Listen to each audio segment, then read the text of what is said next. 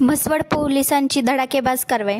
म्हसवड परिसरातून मुक्या जनावरांना कत्तलीसाठी घेऊन जाणाऱ्या आरोपी सहाय्यक पोलीस निरीक्षक अक्षय सोनवणे यांनी स्टाफसह 19 जर्सी खोंडे आणि वाहनासह ताब्यात घेऊन तब्बल 7,20,000 रुपये किमतीचा मुद्देमाल जप्त केला.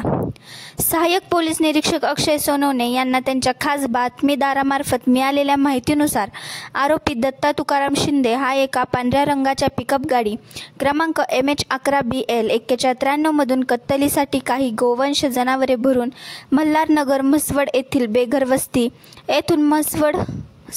मार्गे जाणार असल्याची गोपनीय माहिती मिळाल्यामुळे सहाय्यक पोलीस निरीक्षक अक्षय सोनवणे यांनी तात्काळ स्टाफसह जाऊन या पांढऱ्या रंगाच्या पिकअप गाडीस पकडून सदर गाडीमध्ये पाहणी केली असता यामध्ये काळ्या पांढऱ्या रंगाची 18 जर्सी खोंडे व एक काळ्या पांढऱ्या रंगाची जर्सी गाय यांचे पाय घट्ट दोरीने बांधलेल्या अवस्थेत व त्यांनी कोणत्याही प्रकारची चारा पाण्याची व्यवस्था न केल्याने दिसून आले. यावेळी सदर आरोपीस या जनावरांना घेऊन जाण्याकरता पशुवैद्यकीय दाखला आहे का व जनावरे वाहतुकीचा परवाना आहे का असे विचारले असता त्याने नकारात्मक माहिती दिल्याने सदरची जनावरे ही कत्तलीसाठी घेऊन जात असल्याचे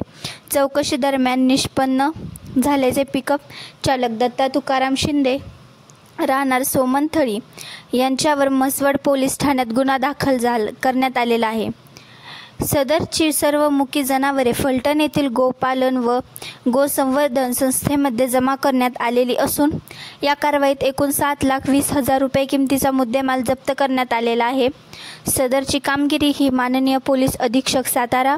अपर पोलीस अधीक्षक सातारा आणि उपविभागीय पोलीस अधिकारी फलटण चार्ज दहिवडी यांच्या मार्गदर्शनाखाली सहाय्यक पोलीस निरीक्षक अक्षय सोनवणे, अमर नारनवर,